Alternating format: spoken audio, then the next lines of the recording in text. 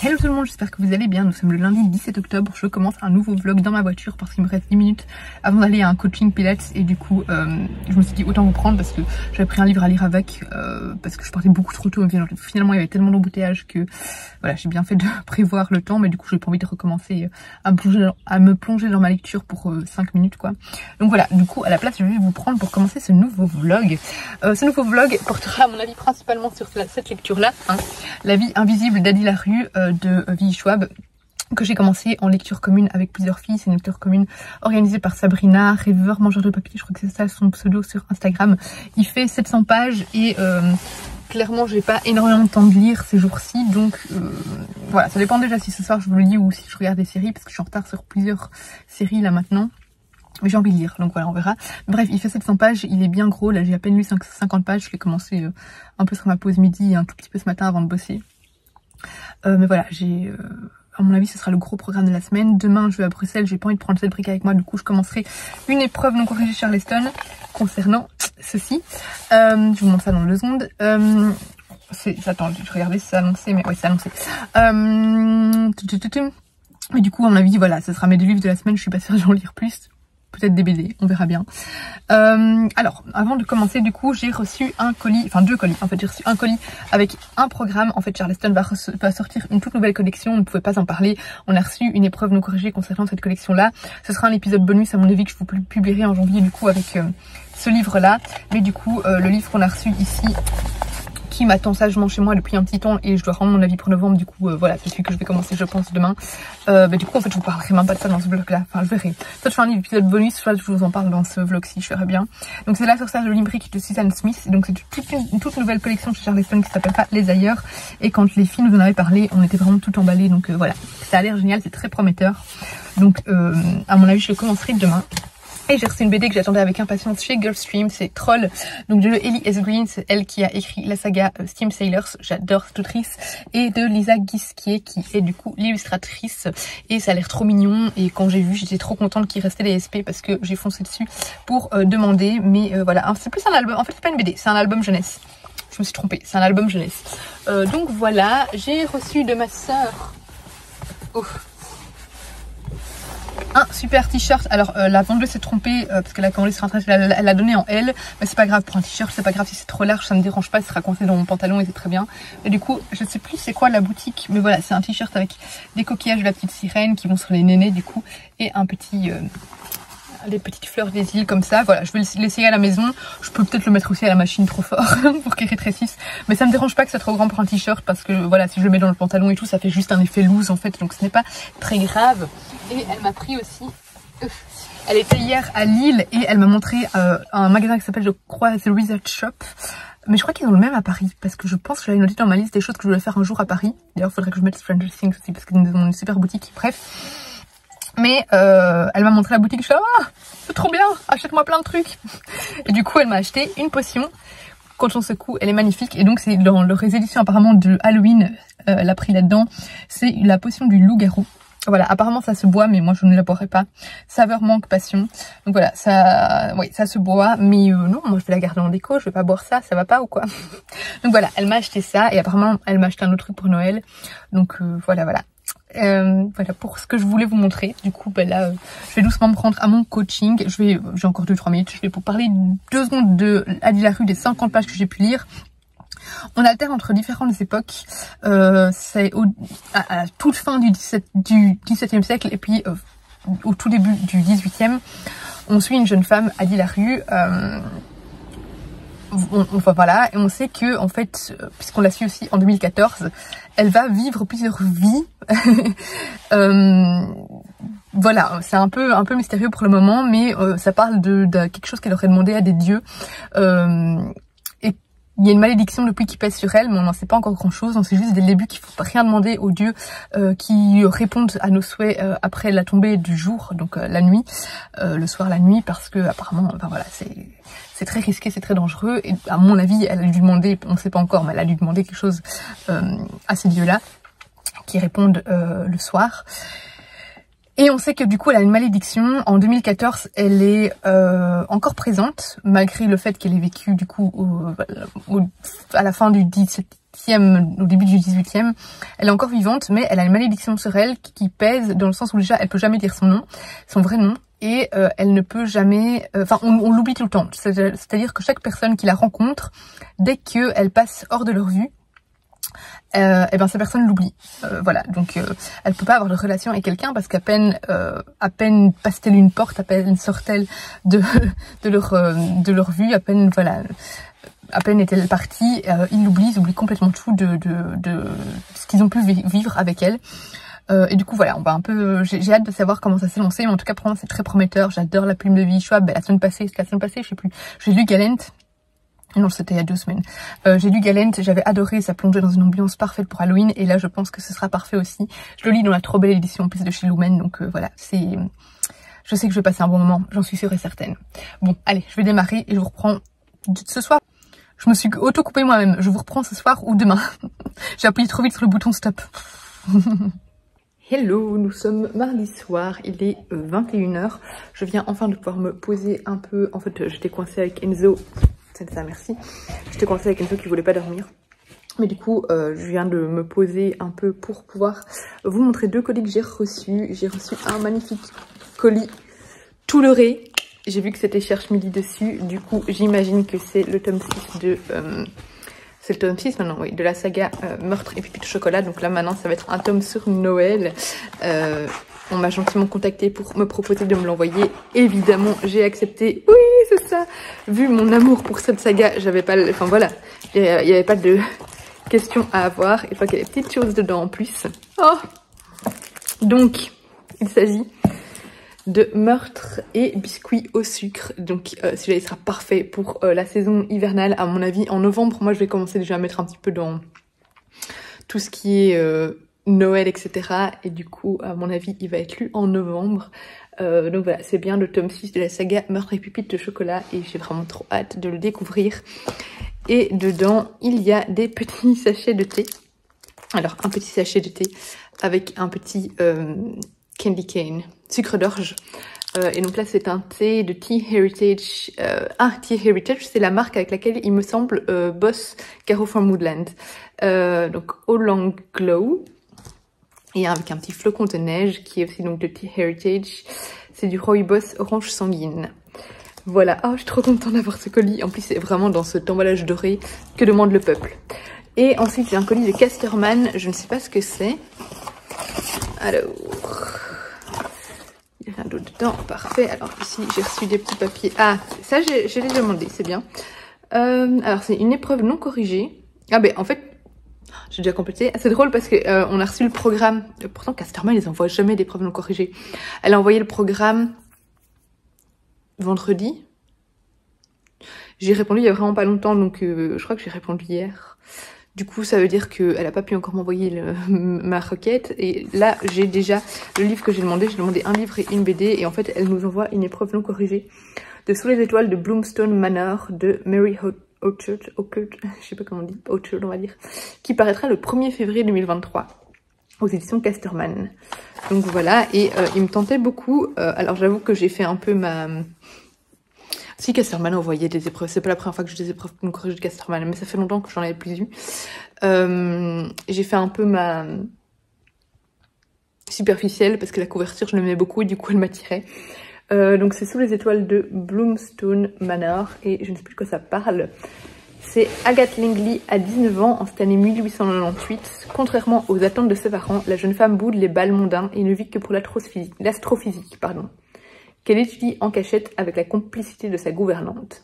Alors que les Langley viennent de quitter Londres pour s'installer dans le Suffolk, Agathe fait la connaissance de leur excentrique voisin, Lord Nathaniel Stone, dans sa demeure de Bloomstone Manor.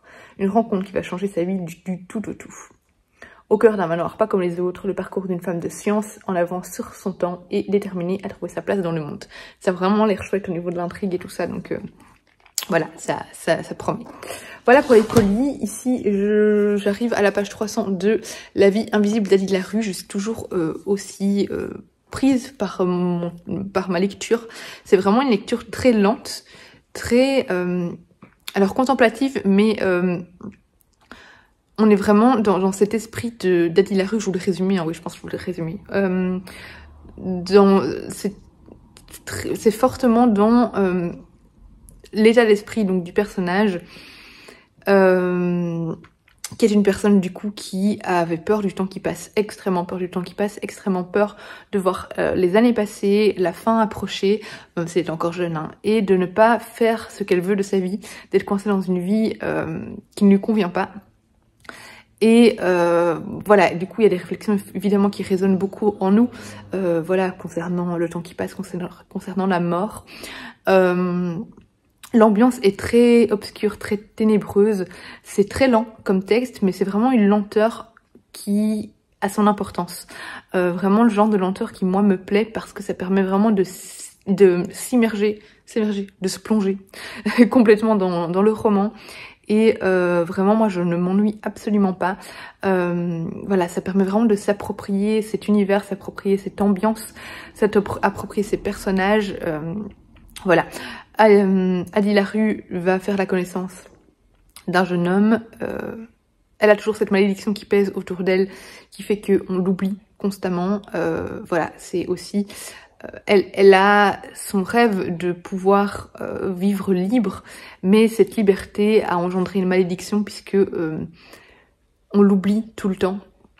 Puisque l'oubli permet une liberté constante, puisque ça permet de n'avoir aucune attache et de n'avoir d'avoir une liberté infinie, sauf que forcément ça a des gros défauts, comme le fait de ne jamais pouvoir se lier à quelqu'un, de ne pouvoir simplement voilà, qu'on se souvienne de nous, quoi. Donc voilà, j'aime beaucoup, vraiment très bien écrit. Vi Schwab a vraiment un talent incroyable pour plonger le lecteur dans une ambiance sombre. Voilà, comme je vous dis, c'est très immersif.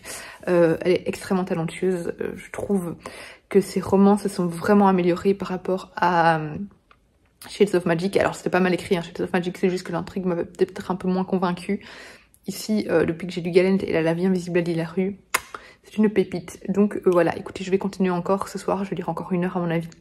J'aimerais si possible arriver à la page 400, on verra. Parce que là je viens d'arriver à la page 300. Mais ça se lit pas 100 pages par heure, donc on va voir. Allez, on va dire 350 si possible. Mais voilà, je ne peux que vous le conseiller. Vraiment, il est génial.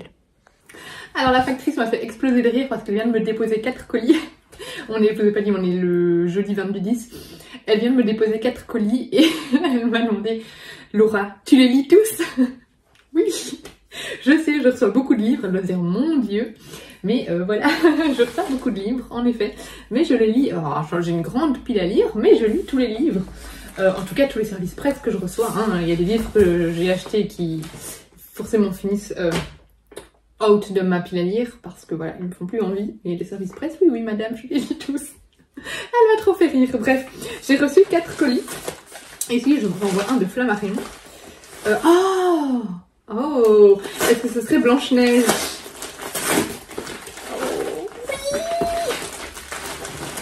Oh, c'est bon. Ma journée est faite. Donc, il s'agit de la nouvelle édition la nouvelle sortie de j'ai oublié maintenant, de Minalima chez Flammarion. Donc ils sortent Blanche-Neige et Alice au Pays des Merveilles. En tant que partenaire, on pouvait choisir une des deux. Je savais que tout le monde allait demander Alice au Pays des Merveilles, du coup moi j'ai demandé Blanche-Neige parce que c'est Blanche-Neige et autres contes de Grimm, j'adore les contes de Grimm. Et du coup, je me suis dit que Blanche-Neige me tentait plus qu'Alice au Pays des Merveilles. Et puis Minalima, c'est toujours un travail de dingue. À mon avis, je vais m'acheter Alice au Pays des Merveilles aussi. Hein, mais voilà, j'ai craqué pour Blanche-Neige, enfin craqué. J'ai demandé Blanche-Neige, je n'ai pas dû payer, j'ai eu la chance de ne pas devoir le payer. Mais donc voilà, c'est la trop belle édition qui sort chez Minalima. Minalima qui sort un travail de dingue. Pour ceux qui ne savent pas, je ne sais pas où vous vivez, mais voilà, Minalima, c'est ceux qui ont fait beaucoup de design dans Harry Potter. Et du coup, ils ont aussi une boutique, même plusieurs boutiques, je crois. Mais notamment dont une à Londres. Et bien, dans cette boutique, on peut trouver pas mal d'objets en référence à Harry Potter, des objets qu'ils ont dessinés pour Harry Potter, vraiment qui sortent de l'univers des films. Et ils ont aussi tous des livres sûrement les cartes et les objets aussi, mais voilà, sur tous les livres de contes en fait illustrés, qu'ils ont illustrés eux-mêmes. Et ce qui est beau, c'est que outre les illustrations, il y a aussi normalement des pop-up. Bon, évidemment, il y a l'histoire, hein, mais il y a aussi voilà, des passages qui sont vraiment en 3D, des pop-up comme ici, et qui sont canons. C'est un travail de dingue à chaque fois. On a des petites pages avec certaines animations, par exemple ici on a, hop, on a le loup ici, hop, là ce sera le petit chaperon rouge du coup, qui a bouffé la grand-mère. Ah j'adore, je suis fan, j'ai envie de le lire maintenant. Et derrière le loup on a encore, si on regarde derrière le lit, hop, on regarde et hop, on a ceci, c'est ce qui est en dessous du lit. Voilà, c'est un travail de dingue. Donc voilà, Blanche-Neige. Ensuite, qu'est-ce que j'ai reçu d'autre? Ça c'est de... C'est pas écrit. Ce n'est pas écrit. Ah, c'est de chez Alizio. Donc, il y a le groupe Le Duc. Hein. Donc, il s'agit de Eureka. L'histoire de 36... Oh, ça pue, pardon. Ça sent la colle super fort. L'histoire de 36 découvertes et inventions qui ont transformé nos vies. Ça avait l'air vraiment génial quand je l'ai vu dans le catalogue. Et du coup, voilà, j'ai demandé à ce qu'ils me l'envoient. Ils me l'ont fait gentiment. Moi, j'ai une soif d'apprendre sans fin. Et du coup, voilà, j'ai envie... Ça m'a vraiment donné envie d'en apprendre plus sur toutes ces découvertes, etc. Donc voilà, j'ai hâte de lire. Je ne le lirai pas d'un coup. Je le lirai à mon avis... c'est 36 découvertes. Une découverte par jour. Voilà, ça sera très bien. Ensuite, un autre colis de Flammarion. Ah, il y avait un album pour enfants, il me semble. Il me semble. Oui. Voilà, c'est drôle, je pense que je l'ai vu en audiobook. Sur... je l'ai vu en audiobook, je sais plus. Et moi j'ai vu en audiobook et je comprenais pas trop... Enfin bon, ça peut être plus en audio, mais donc c'est... il est un peu abîmé, même c'est pas grave. Vous voyez, il y a quelques petites... je sais même pas si vous la verrez. Bref, il est un petit peu abîmé, il a un peu souffert du voyage. Mais c'est rien, donc il s'agit de Grimelda Hochecorne, La souris de Salem, de Cassandra O'Donnell et Jean-Mathias Xavier, qui est donc un album pour enfants, un conte écrit par Cassandra O'Donnell et illustré par Jean-Mathias Xavier. On nous dit, il existe dans une vallée reculée un village appelé Salem, dont les habitantes sont de puissantes et terrifiantes sorcières. Aujourd'hui, c'est la fête de la lune de sang. Toutes les souris de Salem se réjouissent et préparent de grandes marmites remplies de filtres magiques. Toutes sauf une, Grimelda Hochecorne. Par contre, ça c'est pas un album que je ne réalise, c'est un album qui va rester chez moi parce que c'est trop beau. Oh, regardez comme il est beau. Alors je viens de le lui lire, mais pas tout de suite, il est encore un peu trop jeune, mais je le garde pour moi. C'est trop beau, je suis ultra fan. Voilà, mais c'est vrai que voilà, ça se lit super vite. Sauf que le problème, c'est que j'ai plusieurs livres dans le genre qui restent dans ma pile à lire parce que je les lis pas. Enfin, vu que je sais que ça va vite, eh ben, je les mets pas en priorité. Il faudrait vraiment que je fasse un week-end en bulle. Je vous le dis dans chaque vlog, vous en avez ras la casquette. Moi aussi, il faut que je le fasse. Un week-end en bulle et que je vous présente aussi plusieurs albums jeunesse que j'ai reçu des éditions Mijad notamment, que j'ai déjà lu avec Enzo mais que je n'ai pas encore présenté. Donc il faudrait que je fasse des photos pour Instagram et que je vous les présente en vidéo et en photo. Et alors j'ai un colis du Puy, donc ce sera une BD.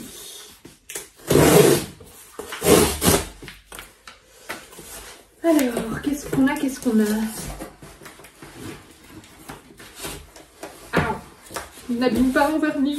Ah, c'est le dernier tome de Zombielenium. Mon dieu, et il est parfait pour la saison là. Enfin, en fait, je vois ça, mais oui, c'est ça. Ah, c'est trop bien.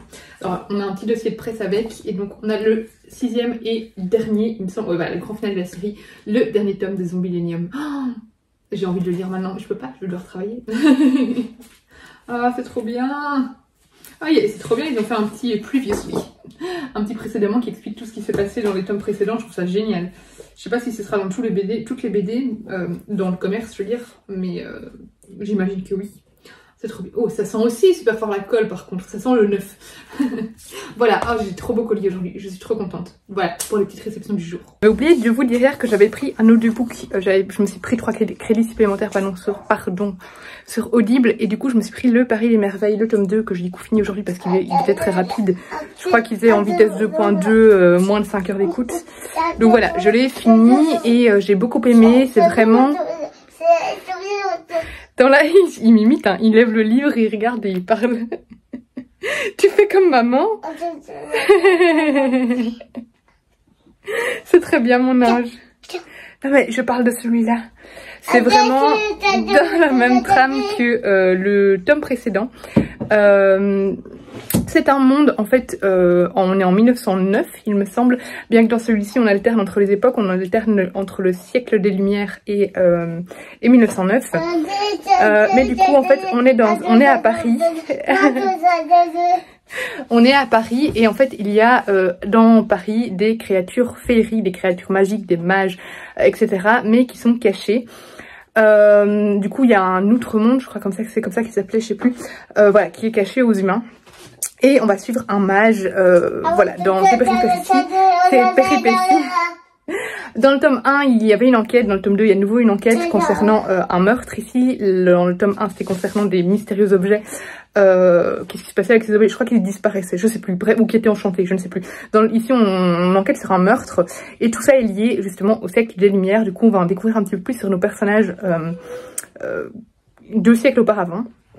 Et eh bien, j'aime toujours cet univers enchanteur, féerique, vraiment avec toutes ces créatures, tous ces fées, ces dragons, etc. Ici on apprend énormément du coup sur l'histoire, sur les différents conflits entre ces différents êtres magiques. Et on a des personnages hauts en couleur, vraiment qu'on adore suivre. J'adore la relation entre j'ai oublié son nom maintenant, évidemment, entre Griffon et c'est Isabelle, sa compagne, je ne sais plus maintenant, bref, voilà, qui sont un espèce de vieux couple qui n'est plus, voilà, qui n'est plus en couple, mais voilà, ils ont quand même encore une très belle relation. Et ouais, en fait, j'aime beaucoup, c'est vraiment un univers enchanteur qui comble les attentes des lecteurs qui veulent lire de la fantasy.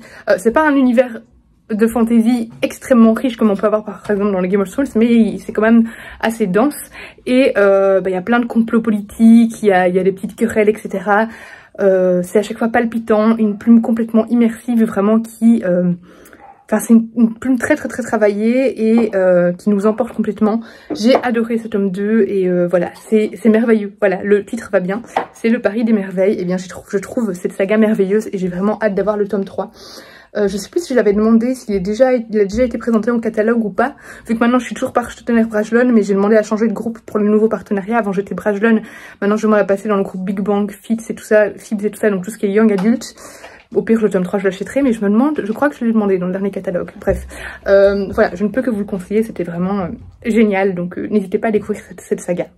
On est vendredi, il est 17h45, pardon. Je viens de rentrer, je suis KO, j'ai une grosse journée avec formation, etc. Ce soir, je vais à la Lanterna Magica, donc qui est un événement à la Hulpe avec des jeux de lumière, etc. J'y suis allée l'année passée pour ceux qui ont suivi un petit peu mes réels et mon vlog d'ailleurs de l'année passée. Là, c'est Livraison de mots qui gère la communication de l'événement et qui du coup nous m'a invité, moi et plusieurs autres influenceuses. On va toutes se retrouver voilà, ce soir entre 19 et 20h. Normalement, on va chercher Mme Isa, donc les chroniques du hérisson à la gare, elle vient jusque chez moi et on va en voiture ensuite. Donc voilà, ça va être une chouette soirée, même si je suis KO, donc j'ai hâte quand même d'être dans mon lit après. Je dois vous parler de plusieurs choses, mais je vous en parlerai demain parce que je n'ai pas le temps ce soir. J'ai terminé La vie invisible de Adi Larue, je l'ai mis 20 sur 20, ça a été un cours, enfin c'était magistral. C'était magistral, j'ai vraiment ressenti énormément d'émotions en lisant ce texte, donc je vous en parlerai un peu plus posément demain quand j'aurai un petit peu plus de temps. J'ai commencé par contre celui-là, donc je vous en avais parlé, qui est L'épreuve non corrigée, qui sort en janvier. Je pense que je vais l'abandonner, j'hésite un petit peu parce que... je m'ennuie en fait, je trouve que c'est du déjà vu, que c'est même assez plat et ouais je sais pas, j'ai pas cette étincelle et voilà, j'ai lu 100 pages et j'ai plutôt l'impression d'avoir perdu 1 heure de ma vie à lire ça qu'autre chose, donc je pense que je vais pas, voilà. Ce qui est dommage c'est que c'est le seul livre qui... pardon, j'avais l'impression d'être la seule à ne pas aimer dans le groupe parce que j'ai l'impression qu'elles ont toutes eu un coup de cœur pour ce livre dans les lectures de 2022 et je sais que le 2023 donc c'est aussi forcément vu que c'est un livre 2023 qui sort dans la nouvelle collection. Mais moi j'accroche pas, voilà, c'est pas mauvais du tout, c'est même très bien écrit, le thème est intéressant puisqu'on parle ici de sorcellerie d'une femme qui en 1600, je sais plus quelle année, 1674 va être arrêtée pour sorcellerie. C'est intéressant de voir tout comme ça peut partir d'un rien au niveau de la jalousie, etc. Mais c'est un thème tellement qui a déjà été tellement abordé, que j'ai déjà tellement vu, lu, entendu, voilà, que au final c'est pas très inédit pour moi et du coup je n'y apprends rien et je suis pas très emportée par l'histoire. Donc voilà, je sais pas si je vais continuer. J'hésite, mais j'ai tellement à lire que je pense que je vais pas le continuer. Voilà, j'aurais pas grand chose à vous lire de plus. Je veux pas du tout le démonter parce que c'est pas du tout mauvais comme je vous dis, c'est juste moi qui n'accroche pas, c'est personnel et surtout je suis la seule dans le groupe, j'ai l'impression à pas l'aimer. Donc voilà, c'est pour vous dire que à mon avis il va plaire à beaucoup. Donc voilà, et j'ai reçu un colis de Caro from Woodland, donc je vais commander sa tasse de Halloween et quelques illustrations, mais pareil je pense pas avoir le temps de vous le montrer aujourd'hui et je vais pas l'ouvrir du coup parce que je veux l'ouvrir avec vous. Du coup bah écoutez, je vous montrerai ça demain, il faudra que je prenne mon mal en patience et ne pas ouvrir ce colis tout de suite.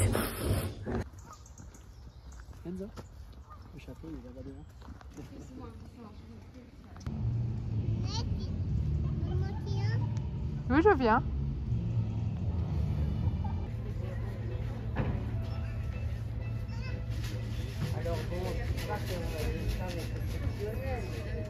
On commence par la fin, par les frites, et puis on fera le parcours. Céline et Isa, je voulais même pas encore montrer, mais elle s'est cachée là-bas. Isa, ouais, elle est là-bas avec Enzo et mon compagnon. Et moi avec mes frites, toujours. Non mais oh. Trop beau. Bon voyage. Et j'espère vous retrouver tous ça. Avec c'est toi le rire chelou. Je vais avoir un accident à force de pas regarder où je vais. C'est pas moi qui vais dire où vous regardez, hein, parce que ça trouverait ça très rigolo.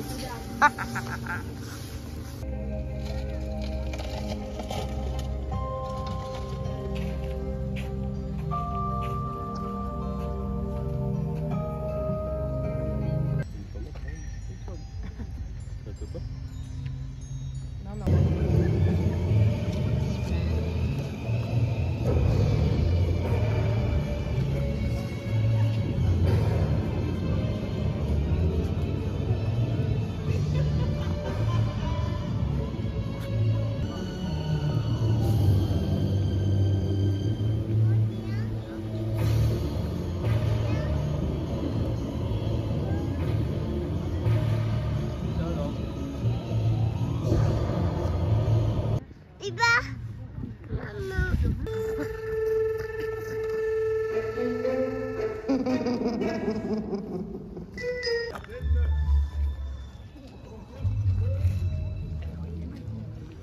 tu veux?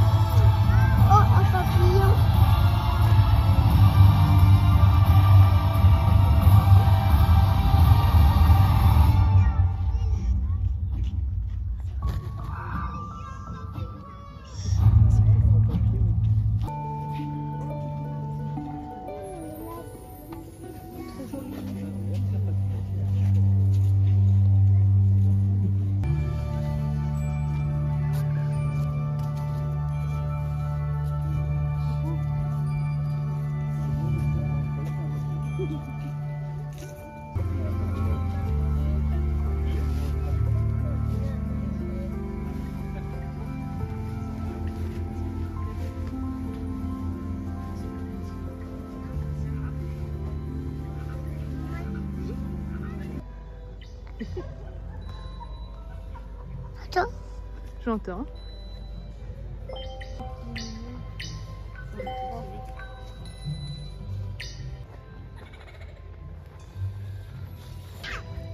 Non, comme chez maman.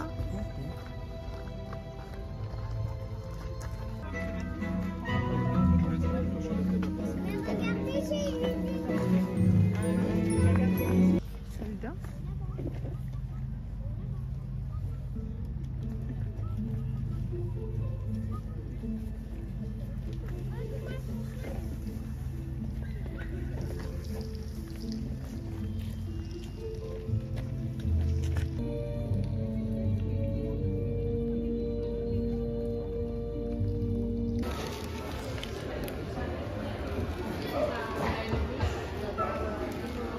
Ouais. Ça délire, on arrive à 3, le N'oublie pas, hein, j'ai une BD d'ailleurs que j'ai lue ce matin, donc je dois vous parler. Mais là, je vais faire un peu le shopping. Donc écoutez, je vous promets que tout à l'heure, pendant la sieste d'Enzo, je vous parle de ça. Je vous parle de Adi Larue. Je vous montre le colis et voilà. J'hésite encore à le continuer parce que NJ m'a vraiment dit, allez, tu dois le continuer. Et NJ me fait peur, donc bon, voilà, j'hésite.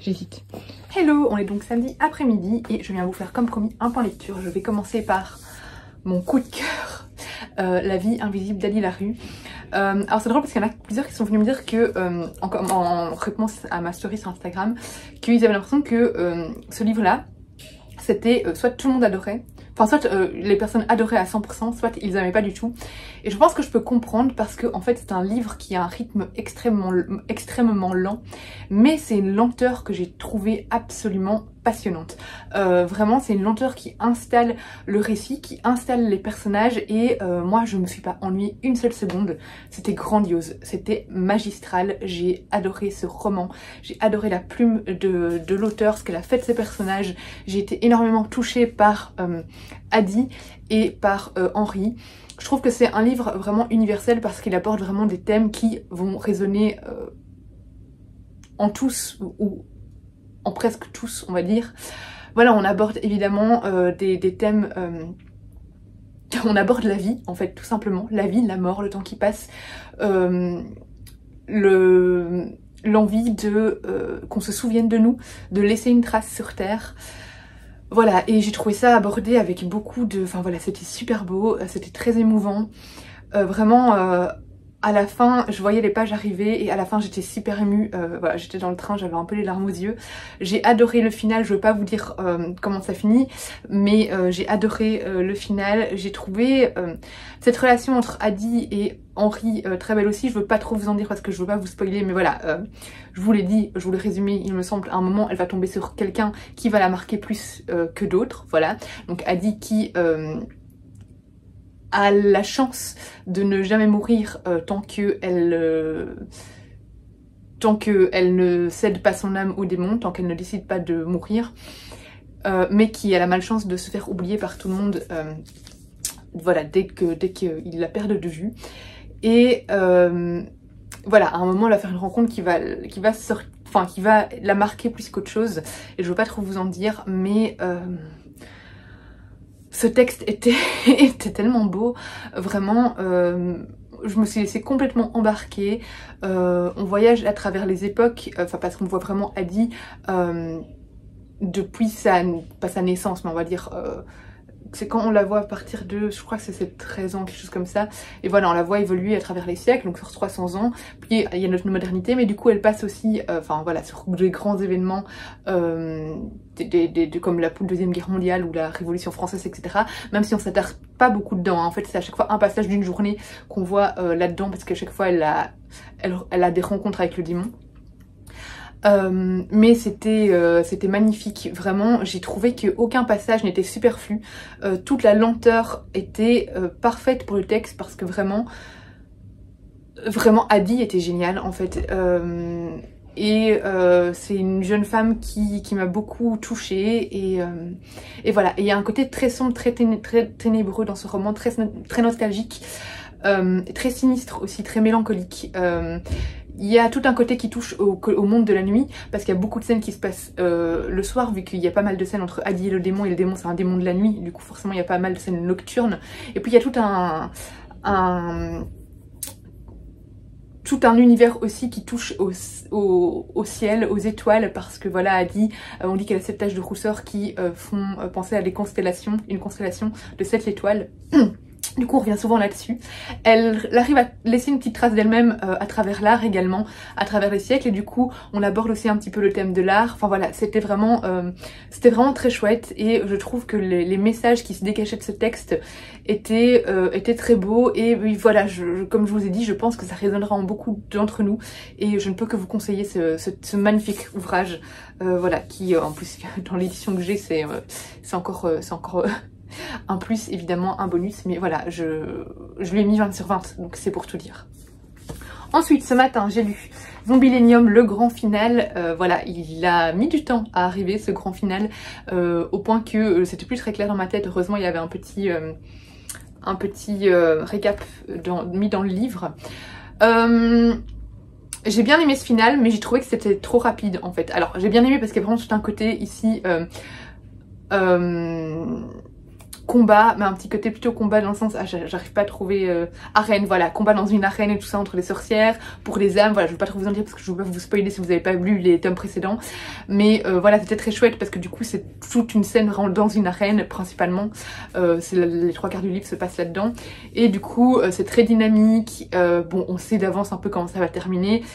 Mais voilà, c'était très chouette, ça reste dans la même trame que les tomes précédents, c'est vraiment une saga parfaite à lire pendant la saison de Halloween, avec plein de monstres, plein de ces monstres qui justement veulent être libérés, parce que à Zombielenium, quand ces monstres signent un contrat à Zombielenium, qui est donc un grand parc d'attractions de monstres pour ceux qui ne connaissent pas la saga, eh bien ils sont condamnés à vie à travailler pour Zombielenium, sinon ils finissent en enfer. Et du coup ici on a aussi tout un côté monde du travail, avec un syndicat, avec les actionnaires, etc. Et voilà, j'ai trouvé ça très bien, genre, c'est trop chouette de mélanger ça à un univers un peu horrifique, et c'était un chouette final, mais pour moi il était trop rapide. Ouais, il était trop rapide, mais j'ai beaucoup aimé quand même. Je vais pas trop m'attarder parce que c'est un tome 6. Et j'ai lu là maintenant à l'instant Petit Spirou, le tome 19, qui est tellement plus moderne par rapport à ce que j'ai pu lire quand j'étais jeune, forcément, parce que ils évoluent en même temps avec le temps. Donc Spirou, lui, n'évolue pas, il a toujours le même âge, mais voilà, il évolue avec son époque. Notamment, il y a des petites planches avec des drones, avec Spirou qui s'essaye à des vidéos YouTube, enfin voilà, des petits trucs comme ça, un peu plus de notre époque. Et bah voilà, j'ai pas grand chose à en dire de plus non plus, à part que c'est vraiment un intemporel, pardon, le Petit Spirou. Peu importe le ton qui passe, peu importe les années, je prends toujours autant de plaisir à lire cet tome. Je trouve que on ne s'en lasse pas.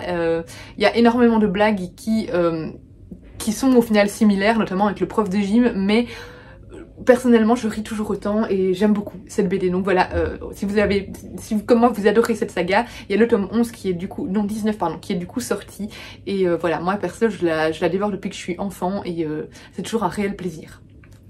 Et maintenant du coup on va ouvrir le colis. Le colis. Dedans il y a une illustration pour ma soeur. Alors j'étais un peu dégoûtée, enfin dégoûtée ça va, mais en fait j'attendais la vente du mug de l'automne pour commander la petite coupelle, et le jour de la vente je me suis rendu compte, je crois 2 heures après le début de la vente, que la vente avait commencé. J'avais complètement oublié, et à ce moment là la coupelle était plus disponible, les stocks ont été vidés, et Caro n'en refaisait pas cette année parce qu'elle savait pas si c'était un produit qui allait marcher ou pas. Du coup je l'ai pas eu, du coup j'ai hésité à commander quand même, et le lendemain matin j'ai quand même commandé. Voilà, c'est mon trépied, il va falloir que je change, je pense. Donc voilà, c'était la petite déception, mais en même temps, c'est le jeu, hein. J'avais décidé d'attendre, du coup c'est ce qui arrive quand on décide d'attendre. Il y a un risque de rupture de stock, et ce n'est absolument pas grave, ce ne sont que des objets. Mais du coup j'ai quand même craqué finalement pour la commande, pour la tasse de Halloween, et j'ai craqué aussi pour quelques petites illustrations, et notamment ma soeur m'a demandé de lui prendre une illustration pour elle. J'ai hésité grandement à prendre une illustration en format A4. Mais je l'ai pas pris en A4 finalement, parce que je l'ai déjà, l'autre illustration Gilmore Girls, pardon, en format A4. Donc là je me suis dit que j'allais la prendre en carte, parce qu'au final elle se ressemble, sauf que l'autre est un peu plus Enfin, vous allez voir, mais elle est un peu plus chargée, on va dire. Mais globalement, c'est le même esprit. Du coup, je me suis dit, je vais pas prendre les deux en format A4. Donc, on commence avec le mug. J'ai trop hâte. Capacité 400 ml. Hein. Il y a de quoi faire, mais c'est la même taille que les précédents. Je vais pouvoir me faire un café avec. Maintenant, je suis crevée aujourd'hui. Crevée. Oh, il est tellement beau. Regardez-moi ce truc, ce truc. Regardez-moi cette merveille. Avec une petite phrase, alors le petit, hop, clin d'œil à l'intérieur, pardon. Avec le petit balai. Hop.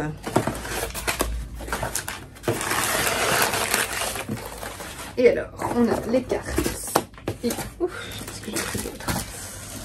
Je crois que j'ai pris des marque-pages aussi. Alors... Attendez, je vous reprends 2 secondes. Voilà, alors, ici. Hop, qu'est-ce qu'on a? Je crois que c'est le petit thé qu'elle met qu'elle glisse dans ses commandes. Et hop, c'est rien d'autre. Hein. Non.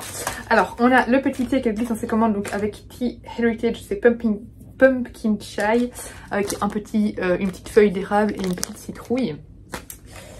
On a une petite carte de remerciement, voilà, la petite carte de visite de Caro from Woodlands, un petit sticker Take time to enjoy the little things, voilà.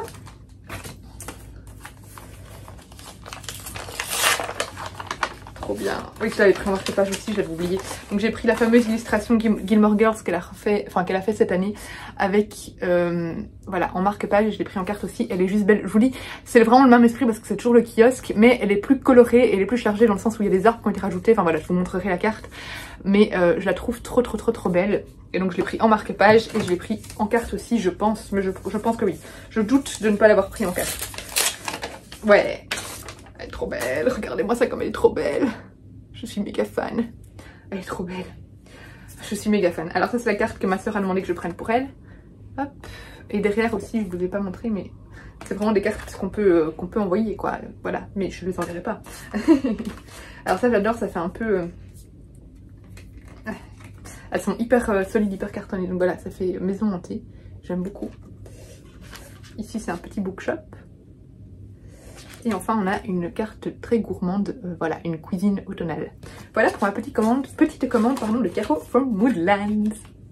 Je vais lire une autre BD, c'est bien. Aujourd'hui, j'aurais lu 3 BD et je lirai pas plus, je crois, aujourd'hui. Parce que là, je vais repasser, puis après, on a une soirée resto et tout ça. Et du coup, j'ai lu Les Tuniques Bleues, le tome 66. Et j'ai vraiment beaucoup aimé. Ici, dans ce tome-ci des Tuniques Bleues, on suit... des troupes irlandaises des deux côtés, donc des confédérés et du côté de l'Union. Et du coup, il y a un côté très, ben voilà, très irlandais... enfin voilà, moi j'aime beaucoup l'Irlande, etc. Et du coup très folklore irlandais avec la fête de la Saint-Patrick, un côté très musical aussi. Et ce qui me fait rire, c'est qu'à un moment ils disaient que en fait eux ils vont juste s'entraîner dans cette guerre-là pour ensuite aller combattre en Irlande pour leur indépendance. Donc voilà, c'était vraiment très chouette. Voilà, il y a toujours des côtés un peu comiques, j'aime toujours tant ces personnages. De nouveau, c'est un tome 66, donc bon voilà. Si vous aimez les Tuniques Bleues, je pense que ce tome vous plaira également parce que franchement c'est tout aussi chouette que les précédents. Et j'ai passé vraiment un très bon moment et voilà, de toute façon il y a l'Irlande dedans, donc je ne pouvais qu'apprécier.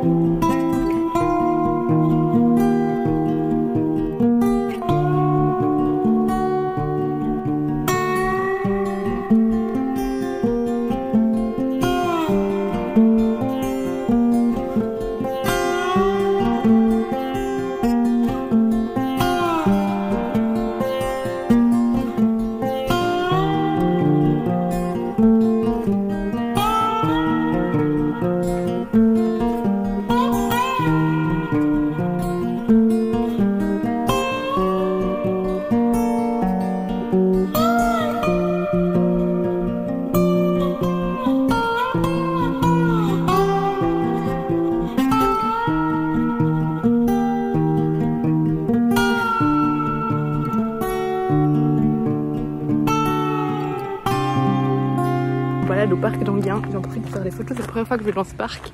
C'est trop beau, vraiment, c'est trop beau. C'est un ancien château. Enfin, c'est un château toujours, mais voilà, je veux dire, tout est un peu... vraiment ancienne ville et tout ça, et je trouve ça trop beau. Donc voilà, je suis fan, c'est un super beau cadre. Donc si vous êtes en Belgique, près de Enghien, n'hésitez pas à aller si vous ne connaissez pas cet endroit parce que c'est magnifique.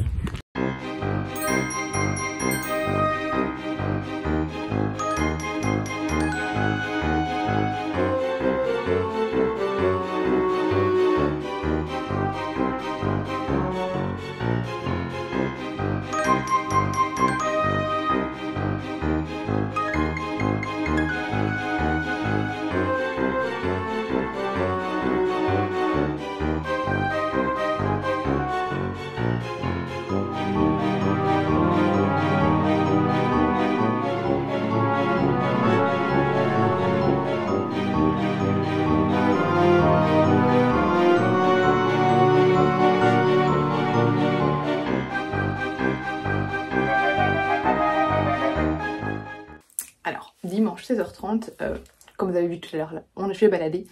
Hier, on est rentré dans les minuit ou quoi. Mais aujourd'hui, on est tranquille parce que Enzo est chez mes parents jusque mardi. Du coup, on s'est reposé aujourd'hui et ça fait du bien. Et du coup, j'ai pas mal lu. J'en ai profité justement pour lire un peu des BD et des albums jeunesse. Donc, je vais vous montrer tout ça. Je me rends compte que je suis pas revenue sur l'entraînement magical que j'ai fait vendredi. C'était vraiment très chouette. Donc... j'ai fait ça, en fait c'est Livraison de mots qui nous avait invités. Donc il y avait Isa, il nous a invités parce qu'il gérait, je sais pas trop, il travaille en partie pour l'Entraînement Magica et du coup il lui avait invité des influenceurs. Du coup il y avait Isa des Chroniques du Hérisson, il y avait Amélie, il y avait Virginie de Vie de Livre et Céline de Couler comme l'encre. Est-ce que j'oublie quelqu'un? Je suis en train de me demander. Non, je crois que c'est bon. Non, c'est bon. Donc voilà. Et c'était très chouette. Je l'avais fait l'année passée, c'était très différent. Déjà, le parcours a changé. Puis l'année passée, il y avait de la musique partout. C'était vraiment une immersion musicale, voilà, très forte. Ici, ils ont plutôt misé sur les bruits de la nature, en fait. Donc il y avait vraiment pas mal d'effets sonores, de bruissements d'arbres, de petits trolls qui gambadaient partout dans le bois, enfin voilà, des petites choses comme ça. Il y avait beaucoup moins de musique que l'année passée. Du coup, j'ai préféré quand même l'immersion musicale de l'année passée, mais le parcours était toujours aussi joli. Et alors, ce que j'aime bien, c'est que cet événement se déroule près d'un château, donc le château de la Hulpe, pardon, pour ceux qui connaissent. Et l'année passée, le château n'était pas inclus dans le parcours. Là, cette année, ils ont inclus le château dans le parcours et il y a tout un effet de jeu de lumière sur le château. Donc c'était très beau, voilà. Donc j'ai passé un bon moment avec les filles. Il y avait leur chérie aussi, donc voilà, c'était très chouette. Donc hier soir, on allait manger au restaurant, trop bon. Et j'ai découvert un bar, en fait, c'était à Waterloo. Avant, il y avait un bar que j'aimais beaucoup, j'allais beaucoup quand j'étais ado. Et... jeune adulte, mais qui avait fermé et en fait maintenant il a été transformé en un nouveau bar. Je savais même pas, parce que ça fait longtemps que je suis plus sortie comme ça. Enfin, je sors à Waterloo encore de temps en temps, mais pas là en fait. Et en fait il s'appelle Edwards et donc c'est un bar qui est complètement inspiré de Peaky Blinders. Alors Peaky Blinders c'est une série que j'ai abandonnée après la saison 1 parce que autant j'accrochais à l'univers, j'accrochais à toute l'atmosphère de Peaky Blinders, autant je trouvais que l'intrigue tournait en rond. Je sais pas, j'ai pas vraiment accroché à l'intrigue. Mais voilà, j'aime beaucoup l'univers de Peaky Blinders et du coup le bar était juste génial et alors les cocktails étaient incroyables. Voilà, j'ai beaucoup aimé ce bar, donc si vous êtes dans le coin et que vous aimez aussi cette ambiance, n'hésitez pas une fois à aller voir là-bas, aller boire un verre là-bas parce que c'était très chouette. Voilà, bref, au niveau des lectures, donc j'ai commencé un audio, je sais pas si je vais le finir aujourd'hui, j'ai pris, bon faudra que je sorte de ma pile à lire. Ah Coquille, il est peut-être là. Oui, il est là. J'ai commencé... je crois que j'ai déjà passé la moitié parce qu'il est très court. Le bonheur se cache parfois derrière les nuages de Sonia Dagotor que j'ai depuis un an je crois dans ma pile à lire. C'est assez sympa, c'est très feel good. Il y a des moments où je lève un peu les yeux au ciel. Parce que parfois je trouve qu'il y a de l'humour un peu lourd, mais globalement j'aime bien. Je peux passer un bon moment avec cette lecture. On y suit une femme, je sais même pas son prénom. Oui, Francine, qui fête ses 39 ans de mariage avec son époux. et on voit clairement que ils sont plus heureux ensemble. Enfin, il y a beaucoup de ressentiment entre eux. Et on fait des sauts dans le temps. En fait, à l'époque où elle l'a rencontré, donc Francine a rencontré Michel, voilà, on découvre un peu leur histoire, leur rencontre, le début de leur histoire d'amour. Et voilà, du coup, on passe le temps et voilà, pour le moment, de quoi ça parle. Et c'est vraiment assez sympathique. Voilà, j'aime bien, franchement, j'aime bien. Mais c'est pas une lecture mémorable, mais je passe un moment agréable en écoutant l'audiobook. Donc voilà pour ça, je l'ai pas encore fini du coup. J'ai lu cet album pour enfants, Grimelda Hochekorn, la souris de Salem, qui est juste sublime. J'espère que l'autrice et l'illustrateur seront au SLPJ, donc au Salon du Livre de Montreuil cette année. Il n'y a pas encore la liste, parce que je rêverais d'avoir un dessin, voilà, une dédicace et un dessin dans cet album, que je trouve juste magnifique. Alors, c'est un album pour enfants, mais attention, je crois pas que c'est un album pour enfants accessible à tous les enfants. Je pense que ça peut faire peur à certains, dans le sens où il y a des illustrations vraiment très effrayantes.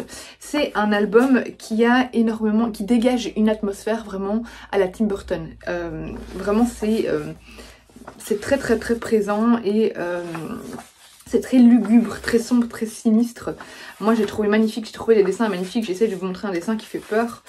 Vous voyez, ça c'est pas un qui fait peur, hein. C'est des dessins, je suis fan de ces dessins, de cet univers graphique. Je trouve ça juste magnifique. Voilà, celui-là par exemple typiquement, je pense que ça peut faire très peur à certains enfants. Donc voilà, et il y a quelques monstres comme ça monstres fantômes ou autres, que Grimelda va rencontrer sur son passage, qui peuvent à mon avis effrayer. Voilà, c'est assez sinistre, mais j'ai beaucoup aimé, et l'histoire en soi est très mignonne. En fait ici on suit Grimelda, qui est une sorcière et qui n'arrive pas à... En fait, elle a un cœur, elle possède un cœur, et du coup, elle ne se comporte pas comme les autres sorcières. Et elle aimerait bien trouver le moyen de se débarrasser de son cœur, et du coup, elle va partir, et au fur et à mesure de ses rencontres, elle va demander aux monstres, aux fantômes, etc. qu'elle rencontre, s'ils savent l'aider à se débarrasser de son cœur.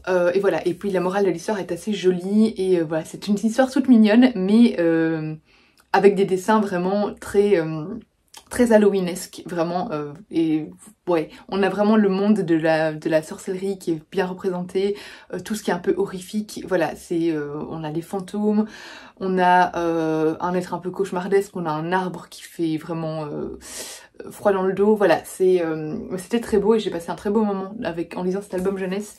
Donc moi j'ai adoré, mais de nouveau, voilà, ce sera à voir à chacun doit voir si son enfant est apte ou pas à lire. En tout cas moi je le lirai pas encore pour une ce sera pour plus tard, mais personnellement j'ai trouvé magnifique. En parlant d'album pour enfants, j'ai lu, celui-là est déjà un peu plus accessible, bon après c'est une histoire qui est un peu plus dense, hein. De nouveau c'est pas pour les plus jeunes enfants, quoique pourquoi pas, mais celui-là du coup est beaucoup plus féerique, bien qu'il y ait certains passages un peu horrifiques avec des gros guillemets, parce que ouais, les passages un peu plus sombres on va dire. En fait ici c'est un conte de Noël illustré, et raconté par Ellie S. Green et illustré par Lisa Guisquier. J'ai vraiment adoré l'univers de nouveau graphique de ce conte de Noël, et l'histoire qui est juste adorable. En fait on retourne à l'origine des lutins de Noël. Voilà, comment est-ce que les lutins de Noël sont devenus des lutins. À la base c'était des petits trolls qui aimaient faire le mal, voilà, qui saccageaient tout dans les maisons, etc. Et petit à petit ils se sont rendus compte en fait que en faisant le bien, eh ben ils souffraient moins. Et voilà, on va vraiment en arriver à l'origine du coup des lutins de Noël qui fabriquent les jouets des enfants, et c'était sublime. Il y a une ambiance très nordique qui se dégage dans le roman, vraiment, enfin dans le roman, dans l'histoire. Que ce soit dans les noms des personnages, mais aussi dans toutes les illustrations, je trouve qu'on a vraiment cette sensation du ouga, je sais pas comment on dit, hygge, qui se dégage des pages, parce qu'il y a vraiment tous ces rappels de pardon, de ce mode de vivre avec des bougies, etc. Voilà, c'est une ambiance très nordique. Voilà, là vous voyez directement avec juste cette première illustration Voilà. Et je vais essayer de vous montrer un peu d'autres. Mais voilà, j'aime beaucoup parce que il y a vraiment une ambiance spéciale qui se dégage de ce récit. Ça fait très maison de pain d'épices, vraiment. C'est une ambiance très Noël. Avec tout ce qui est écorce d'orange et tout qui reviennent. Vraiment, il y a une chaleur qui se dégage. Et voilà, c'est très noëlesque et c'est très beau. Quand je vous dis que voilà, il y a des passages un peu plus horrifiques entre guillemets, c'est parce que à la base, donc c'est des trolls vraiment malveillants. Et du coup, il y a des passages un peu plus sombres, mais sinon, il y a tout un univers autour des jouets, etc. Et enfin voilà, j'ai vraiment beaucoup aimé ce conte de Noël. Je vais trouver un de mes trucs préférés, c'est ici. Je trouve ça trop beau, voilà. Mais vraiment, j'ai beaucoup aimé. Je pense que ça ferait plaisir à énormément d'enfants ou d'adultes. Ça, c'est clairement un album qui va rester comme l'autre. Hein. Dans ma bibliothèque, ça n'ira jamais chez Enzo. Mais comme cadeau, voilà, pour Noël ou autre, parce que... voilà, ça, je l'ai trouvé magique, tout simplement. Ensuite, j'ai lu Dad, le tome 9, donc voilà, là, ça changement complètement d'ambiance. Je ne sais pas si vous connaissez la saga Dad, mais donc cette saga, ça parle d'un père célibataire qui gère au quotidien seul ses 4 filles. Voilà, il a eu une fille avec une femme différente à chaque fois et elles vivent toutes les 4 avec lui. Dans le tome précédent, elles ont décidé de retourner chez leur mère et du coup là, Dad se retrouve tout seul avec simplement une de ses filles. Les autres ne vivent plus chez lui et du coup il y a beaucoup de... il est triste, il se sent seul, ça change son quotidien. Même s'il pourrait se dire oh, j'ai enfin du temps pour moi pour pour faire ci ou ça, au final ça fait un grand vide quand même chez lui. Et voilà, il y a toujours des passages assez comiques, voilà, des planches qui sont drôles, des passages de son quotidien. Hilarante, peut-être pas, je ne pleure pas de rire en lisant, mais je souris beaucoup. Et voilà, d'autant plus que maintenant que j'ai un enfant, il y a des petits passages avec la gamine ici, j'ai oublié son nom, qui me font beaucoup rire, notamment son apprentissage pour aller sur le pot. Donc voilà, c'est vraiment, j'ai pas grand chose à en dire parce que c'est un tome 9, mais personnellement j'aime beaucoup cette saga de BD. Et alors, j'ai lu Noble de cœur, de Marc-Alexandre Obambe, je sais pas comment on dit, hein, Bambe, et Fred Ebami, qui parle de... en fait, il se réapproprie l'histoire, il redonne vie à 2 jeunes garçons qui ont été retrouvés morts, qui ont vraiment existé, hein, c'était en 1999, ils ont été retrouvés morts à l'arrière d'un avion, donc là on nous dit, le 12 août 1999, aéroport international de Bruxelles, vol 520 Sabena Airlines en provenance de Conakry. Yagin Koïta et Fodé Tunkara sont découverts dans le train d'atterrissage arrière droit de l'avion, morts de froid. Et du coup, ici, les auteurs, on a retrouvé un carnet avec leur nom, etc.